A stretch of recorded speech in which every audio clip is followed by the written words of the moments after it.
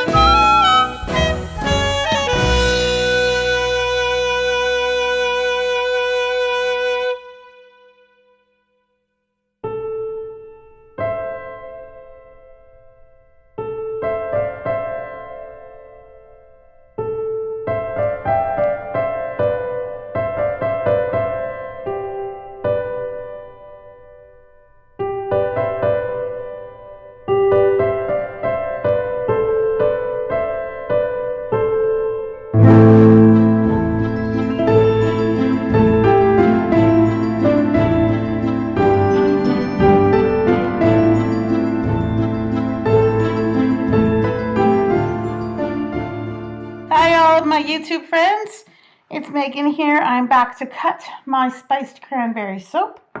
And I have cut, I'll show you the loaf first. Here's the top of the loaf, the face, the bottom. Even the bottom is pretty.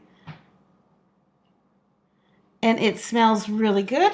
My review on this fragrance is the same as the reviews I read. Any of the reviews I read was that this fragrance works really well.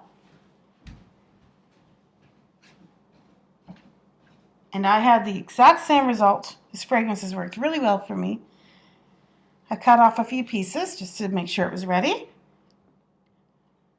So I'm very happy. The colors, my pink turned to a mauve color. That's fine. I think that's very pretty. Now, this to me are the colors that you might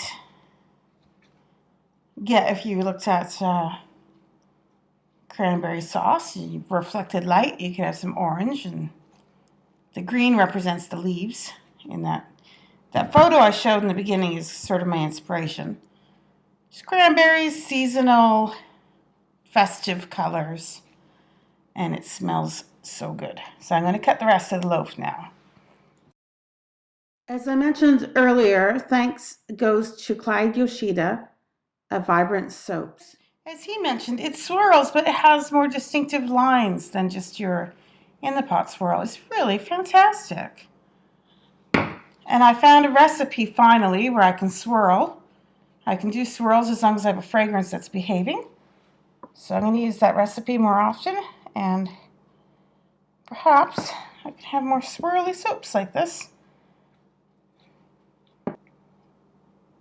So I'll put a link to Clyde's video in the description of this so you can go and see him doing this technique the first time. He always does a color theory. I love his videos. They're so relaxing.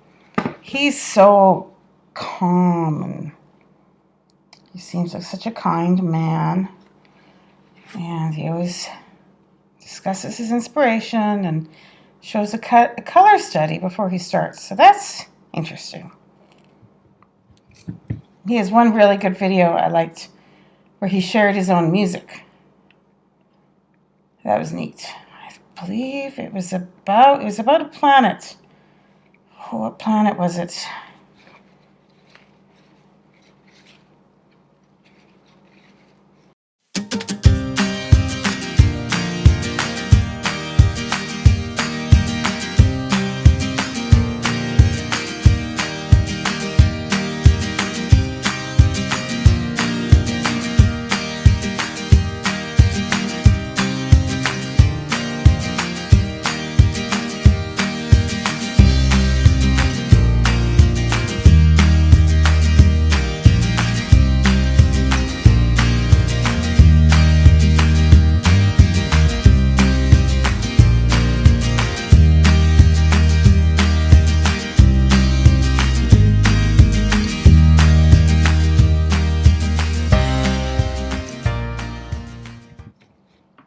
Okay, that is the end. I'm not going to cut any more off that end piece. So this is the final pieces here. I hope that you enjoyed watching me make this spiced cranberry soap. And I hope that you have a very good day and a very good week. Take care, everybody. See you in the next video.